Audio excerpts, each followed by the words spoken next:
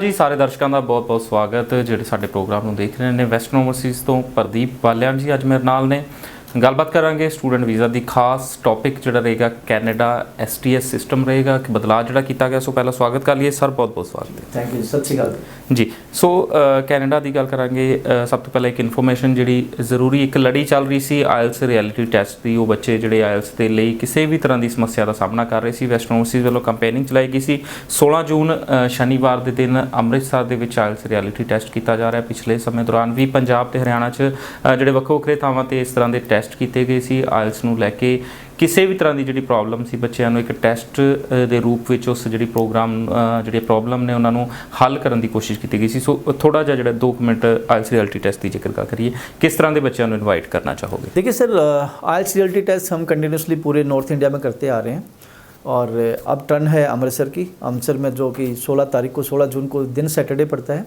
सुबह 10 बजे ये आयल्स रियलिटी टेस्ट हम रख रहे हैं जिसमें ब्रिटिश काउंसिल और IDP की सर्विलेंस में ये उनकी निगरानी में ये हम टेस्ट रख रहे हैं। तो एक तरह से ये फाइनल एग्ज़ाम की रिहर्सल है। आपको कोई भी किसी भी टाइप की प्रॉब्लम आती है जो फाइनल एग्ज़ाम में, वो प्रॉब्लम्स इस आयल्स रियलिटी टेस्ट को देने के बाद वो रिमूव हो जाएगी। तो मैं सभी स्टूडेंट्स को इनवाइट करना चाहूँगा जो आयल्स करने की सोच रहे हैं या जो कि इधर उधर के इंस्टीट्यूट्स में आयल्स कर रहे हैं या बार बार अटैम्प्ट करके लेकिन क्लियर नहीं कर पा रहे, जो डिजायर्ड स्कोर है वो नहीं ले पा रहे, तो वो सारे स्टूडेंट्स को मैं इन्वाइट करना चाहूँगा। 16 तारीख दिन शनिवार अपना अमृतसर ऑफिस है जी, रणजीत एवेन्यू में, अनेजा टावर SCO 8 है जी, 4th फ्लोर पे हमारा ऑफिस है, तो B ब्लॉक में है। वेस्टर्न ओवरसीज़ का ऑफिस रणजीत एवेन्यू में है जी। आप यहाँ पे सुबह 10 बजे आप पहुँच सकते हैं या इससे पहले अपनी सीट बुक करा सकते हैं। तो 12,650 जो फाइनल एग्ज़ाम की फ़ीस है वो देने की ज़रूरत नहीं है, सिर्फ 300 रुपीज़ दे के आप अपने आप को रजिस्टर करा सकते हैं। तो इसका फ़ायदा ये होगा जी, कम से कम 1 से 2 बैंड की आपकी इम्प्रूवमेंट होगी। फाइनल एग्ज़ाम का आपको रिहर्सल कराया जाएगा, जैसे फाइनल एग्ज़ाम में होता है सेम माहौल यहाँ पर मिलेगा। तो कहीं ना कहीं आपको जो फाइनल एग्ज़ाम का जो फीवर होता है वो रिमूव हो जाएगा। प्लस में यहाँ टिप्स एंड स्ट्रेटजीज भी दी जाएंगी कि how to crack the IELTS. और जो आपका रिज़ल्ट डिक्लेयर किया जाएगा, तो रिज़ल्ट डिक्लेयर होगा तो उसमें आपकी जो वीकनेस हैं वो सब बताई जाएंगी। कौन कौन से पैरामीटर्स थे जिन पे आपको स्कोर मिला है, आपके 6 बैंड आए तो 7 बैंड कैसे आ सकते हैं, 5 बैंड है तो 6 पे कैसे पहुँच सकते हो, तो वो सारी की सारी चीज़ें बताई जाएंगी। फाइनली जो जब एक हम हर एक स्टूडेंट्स को यहाँ पे स्कॉलरशिप भी देंगे। जो बच्चों का स्कोर आएगा, जितने भी बैंड आएंगे उस हिसाब से अप टू 40% की यहाँ पे स्कॉलरशिप मिलेगी। अगर कंटिन्यू आप वेस्टर्न ओवरसीज़ में कंटिन्यू मतलब फ्यूचर में अगर आप आयल्स करना चाहते हैं तो अप टू 40% आप ये जो आयल्स रियलिटी टेस्ट आपने अटैम्प्ट किया, इसका जो क्या नाम आपका रिजल्ट आया वो दिखा के आप अप टू 40% डिस्काउंट भी ले सकते हैं। तो अगेन दोस्तों, मैं आपको इन्वाइट करना चाहूँगा आयल्स रियलिटी टेस्ट जो 16 तारीख को दिन शनिवार अमृतसर ऑफिस में हो रहा है वेस्टर्न ओवरसीज़ के।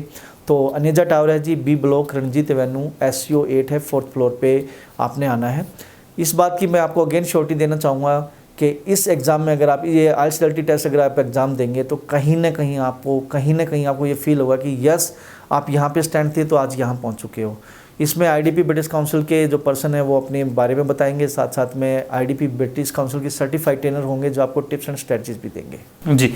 सो आयल्स ਦੇ ਲਈ ਕਿਸੇ ਵੀ ਤਰ੍ਹਾਂ ਦੀ ਪ੍ਰੋਬਲਮ ਦਾ ਜੇਕਰ ਸਾਹਮਣਾ ਕਰ ਰਹੇ ਹੋ, ਆਇਲਸ ਕਰਨੀ ਹੈ ਜਾਂ ਆਇਲਸ ਕਰ ਰਹੇ ਹੋ ਜਾਂ ਆਇਲਸ ਕਰ ਚੁੱਕੇ ਹੋ ਪਰ ਬੈਂਡ ਨਹੀਂ ਆ ਪਾ ਰਹੇ, ਤਾਂ ਇੱਕ ਵਾਰ ਜਿਹੜਾ ਆਇਲਸ ਰਿਐਲਿਟੀ ਟੈਸਟ ਦੇ ਵਿੱਚ ਜਾ ਕੇ ਜ਼ਰੂਰ ਇਸ ਚੀਜ਼ ਦਾ ਜਿਹੜਾ ਫਾਇਦਾ ਲਿਆ ਜਾ ਸਕਦਾ। ਸੋ STS system student direct stream ਬਹੁਤ ਜਦੋਂ ਤਕਰੀਬਨ ਸਾਲ ਦੇ ਸ਼ੁਰੂਆਤ ਵਿੱਚ ਹੀ ਇਸ ਚੀਜ਼ ਨੂੰ ਲੈ ਕੇ ਗੱਲਾਂ ਜਿਹੜੀਆਂ ਆਉਣ ਲੱਗ ਗਈਆਂ ਸੀ, ਖਬਰਾਂ ਆਉਣ ਲੱਗ ਗਈਆਂ ਸੀ, ਪਰ ਪਤਾ ਨਹੀਂ ਲੱਗ ਰਿਹਾ ਸੀ ਕਦੋਂ ਜਿਹੜੇ ਇੱਕ ਰੂਲ ਚੇਂਜ ਕੀਤੇ ਜਾਣਗੇ। ਸੋ ਆਖਿਰਕਾਰ ਉਹ ਰੂਲ ਜਿਹੜੇ ਚੇਂਜ ਕਰ ਦਿੱਤੇ ਗਏ ਨੇ ਕੈਨੇਡਾ ਵੱਲੋਂ ਨਾ। ਅਸਲ ਦੇ ਵਿੱਚ जेकर देखिए तो स्टूडेंट डायरेक्ट स्ट्रीम SPP तो कितना को वखरा है या STS है की चीज़ है। देखिए, एक तो SPP जो था स्टूडेंट पार्टनरशिप प्रोग्राम वो अब रिमूव हो चुका है, उसकी जगह ले ली STS ने। स्टूडेंट डायरेक्ट स्ट्रीम जैसे आपने बताया ज़्यादा बड़ी चेंजिंग नहीं है, लेकिन है कुछ रियली में स्टूडेंट्स को इफेक्ट डालेंगे। इससे कुछ बेनिफिट्स भी हैं और कुछ डिसएडवांटेज है, कुछ डिसएडवांटेज है। पहले मैं एडवांटेज की बात करूँगा। SPP के अंदर सिर्फ 47 कॉलेज थे जिनमें बच्चा जा सकता था, जिसमें फास्ट प्रोसेस होता था। SDS के अंदर अंडर वन रूफ सारे कॉलेज आ गए। जिस कॉलेज के पास DLI नंबर है, डेजिग्नेटेड लर्निंग इंस्टीट्यूशन जो है, वो सारे के सारे कॉलेज SDS के अंदर आ गए हैं। तो कहीं ना कहीं अब बच्चों के पास वाइड यूनिवर्सिटीज़ और कॉलेज हैं। हर एक कॉलेज में बच्चा जा सकता है जिसके पास DLI नंबर है। तो फर्स्ट बेनिफिट ये है। किन्ने को कॉलेज या एजुकेशन प्रोवाइडर ने जिन्होंने को DLI नंबर होना है ना? Sir majority of the college के पास हैं। आप इमिग्रेशन की साइट्स पे जाके देख सकते हैं, अदरवाइज CI कैन की वेबसाइट पे जाके देख सकते हो।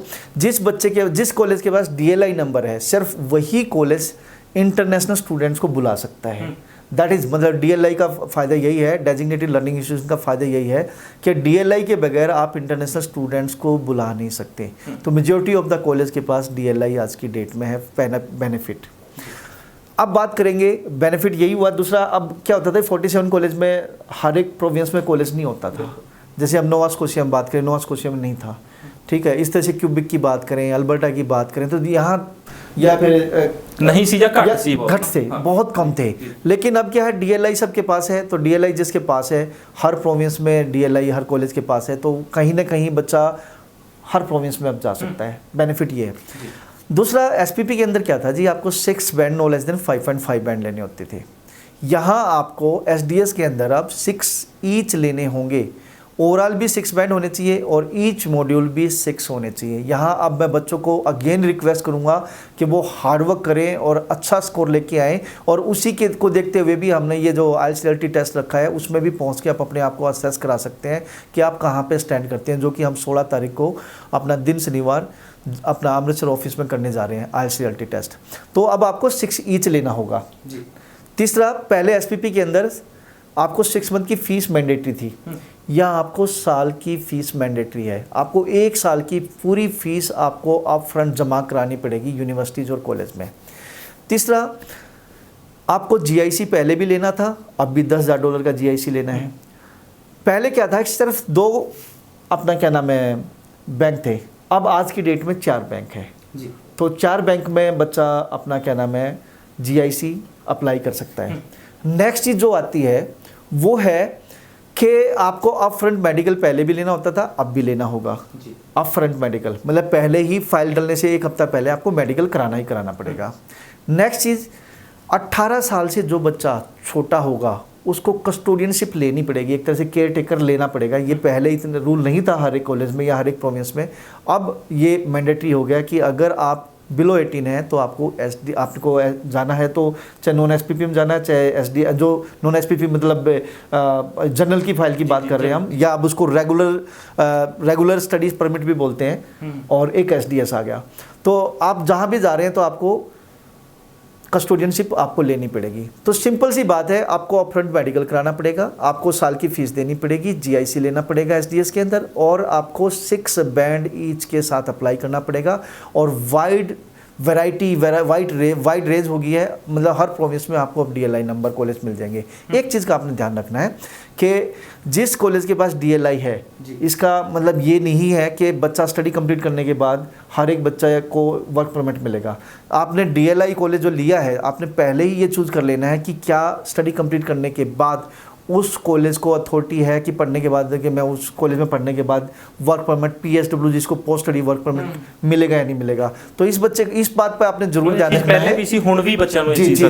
तो आपने एम्बेसी की साइट्स पे जाके, या आप मेरे पास आ सकते हैं, या आप अपने जिस भी कंसल्टेंट से के पास हैं तो उससे ज़रूर पूछिए कि वो कौन कौन से कॉलेज हैं जिसमें पढ़ने के बाद, जिनके पास DLI है, SDS में तो DLI वाले सारे हैं, जिसमें आप पढ़ने जा रहे हो, तो क्या उसका स्टडी कंप्लीट करने के बाद आपको वर्क परमिट मिलेगा या नहीं मिलेगा, ये आपने ज़रूर पूछना है। सो SDS सिस्टम ਦੇ ਬਾਰੇ ਜਿਹੜੀ ਗੱਲ ਕੀਤੀ ਜਾ ਰਹੀ ਵੈਸਟਰਨ ਓਵਰਸੀਜ਼ ਤੋਂ ਪ੍ਰਦੀਪ ਵਾਲਿਆਨ ਜੀ ਮੇਰੇ ਨਾਲ ਨੇ। ਤੁਸੀਂ ਵੀ ਗੱਲ ਕਰ ਸਕਦੇ ਹੋ, ਨੰਬਰ ਦਿਖਾਇਆ ਜਾ ਰਿਹਾ, ਉਸ ਨੰਬਰ ਦੇ ਉੱਤੇ ਕਾਲ ਕੀਤੀ ਜਾ ਸਕਦੀ ਹੈ। ਕਿਸੇ ਵੀ ਤਰ੍ਹਾਂ ਦਾ ਸਵਾਲ ਸਟੂਡੈਂਟ ਵੀਜ਼ਾ ਦੇ ਬਾਰੇ ਜਾਂ ਖਾਸ ਕਰਕੇ ਕੈਨੇਡਾ SDS ਸਿਸਟਮ ਦੇ ਬਾਰੇ ਇਸ ਨੰਬਰ ਦੇ ਜ਼ਰੀਏ ਗੱਲ ਕਰਕੇ ਜਿਹੜੀ ਜਾਣਕਾਰੀ ਲਈ ਜਾ ਸਕਦੀ ਨੇ। ਜਿਵੇਂ ਕਿ ਇੱਕ ਤਾਂ ਤੁਸੀਂ ਗੱਲ ਕੀਤੀ ਕਿ ਜਿਹੜੇ ਬੈਂਕ ਸੀ ਜਿੱਥੇ ਹੁਣ ਬੱਚਾ GIC ਅਕਾਊਂਟ ਖੁਲਾ ਸਕਦਾ ਸੀ, ਉਹ 4 ਬੈਂਕ ਹੋ ਗਏ। ਇੱਕ ਤਾਂ ਕਿਹੜੇ ਬੈਂਕ ਨੇ, ਇੱਕ ਨਾਮ ਹੋ ਗਿਆ, ਤੇ ਦੂਜਾ SDS ਸਿਸਟਮ ਦੇ ਅੰਡਰ ਜਿਹੜੇ ਬੱਚੇ ਨਹੀਂ ਫਾਲ ਕਰਦੇ, ਜਿਵੇਂ SPP 'ਚ ਉਹਨਾਂ ਕੋਲ ਜਨਰਲ ਦੀ ਆਪਸ਼ਨ ਰਹਿੰਦੀ ਸੀ, ਹੁਣ ਉਹ ਬੱਚਿਆਂ ਕੋਲ ਕਿਸੇ ਵੀ ਹੋਰ तरह की ऑप्शन रहेगी या नहीं रहेगी? डेफिनेटली। देखिए, जो बच्चे पहले क्या होता था कि पहले क्वेश्चन का मैं आंसर देना चाहूँगा कि बैंक, पहले स्कोशिया बैंक था और आपका ICI था। इसके अलावा 2 बैंक और ऐड हो गए हैं, एक आपका SBI कैनेडा बैंक है और एक CIBC बैंक है। तो मतलब देयर आर द 4 बैंक जिसमें आप GIC खुलवा सकते हो। नेक्स्ट आपका क्वेश्चन है कि जो SPP में थे कि फाइल लगने वाली थी, अब वो SDS में क्वालिफाई नहीं कर पा रहे, तो SDS में वो बच्चे क्वालिफाई करेंगे जिसके 6 ईच होंगे। तो बहुत से स्टूडेंट ऐसे मार्केट में होंगे जिन्होंने फीस पे कर दी, ऑफर लेटर आ गया होगा। जिसके 6 ईच है वो साल की फीस पे करो और GIC लो, SDS में फाइल लगाओ, 45 डेज के अंदर आपका वीज़ा आ जाएगा, फास्ट वीज़ा प्रोसेस हो जाएगा। सेकेंडली, जिस बच्चे के पास 6.5 बैंड भी है लेकिन एक में 5.5 रह गई, या 6 है नो लेस देन 5.5 है, मतलब 6 ईच नहीं है, वो 6 महीने की फ़ीस पे करके बैठे होंगे, तो मैं उनको रिक्वेस्ट करूंगा कि वो 6 महीने की फ़ीस के साथ भी फाइल लगा सकते हैं, बट मैं रिक्वेस्ट करूंगा कि साल की फ़ीस पे कर दें। तो साल की फ़ीस आपकी जो फाइल जाएगी वो रेगुलर स्टडी परमिट पे जाएगी। रेगुलर स्टडी परमिट है, ये एक तरह से नॉन SDS है या जर्नल बोल सकते हैं इसको। तो आपको 6 महीने की अगर आपने फ़ीस पे की है तो रेस्ट आपको 6 महीने की फ़ीस पे अपना फंड में दिखानी पड़ेगी, प्लस में आपको रिटर्न एयर फेयर दिखाना पड़ेगा। तकरीबन 7-8 लाख के फंड दिखाने पड़ेंगे, प्लस आपको जो भी पेरेंट्स हैं, अपने ग्रैंड पेरेंट्स हैं, भाई बहन हैं, जो भी जिस भी ऑक्यूपेशन से रिलेटेड हैं, तो उनसे ऑक्यूपेशन से रिलेटेड आपको ITR या तहसीलदार इनकम सर्टिफिकेट देना पड़ेगा, प्लस में आपको एक स्टेटमेंट ऑफ पर्पस SOP देना पड़ेगा। अगेन मैं बोलना चाहूँगा, जिस बच्चे ने नॉन SDS में फाइल जा रही है, जो SDS में फाइल नहीं कर रहा है, उसको 6 महीने की फ़ीस अगर उसने पे की है प्लस GIC पे किया है, तो रेस्ट 6 महीने की fees plus return air fare उसको दिखाना है, प्लस में ITR दिखानी है, प्लस स्टेटमेंट ऑफ पर्पस दिखाना है कि भाई आपको स्टडी कंप्लीट करने के बाद आप मतलब कनाडा लीव कर दोगे। दूसरा, मैं स्टूडेंट्स को रिक्वेस्ट करूँगा कि जिसने 6 महीने की फ़ीस पे की है वो साल की फ़ीस पे कर दे। साल की फ़ीस पे कर दी प्लस GIC पे कर दिया, अब वो 2-3 लाख के फंड दिखा के आप फाइल लग सकती है, but keep in mind SOP जरूर लगेगी, प्लस में पेरेंट्स के ऑक्यूपेशन के हिसाब से ITR और तहसीलदार इनकम सर्टिफिकेट भी लगेगा। शुक्रिया सर सारी जानकारी थैंक यू सर जी। ਧੰਨਵਾਦ ਸਾਰੇ ਦਰਸ਼ਕਾਂ ਦਾ ਜਿਹੜੇ ਪ੍ਰੋਗਰਾਮ ਨੂੰ ਦੇਖ ਰਹੇ ਸੀ। ਕੋਈ ਵੀ ਸਵਾਲ ਜਿਹੜਾ ਤੁਹਾਡੇ ਜ਼ਿਹਨ ਦੇ ਵਿੱਚ ਰਹਿ ਗਿਆ ਹੈ, ਵੈਸਟਰਨ ਓਵਰਸੀਜ਼ ਨਾਲ ਸਿੱਧਾ ਕੰਟੈਕਟ ਕਰ ਸਕਦੇ ਹੋ, ਨੰਬਰ ਦਿਖਾਇਆ ਜਾ ਰਿਹਾ।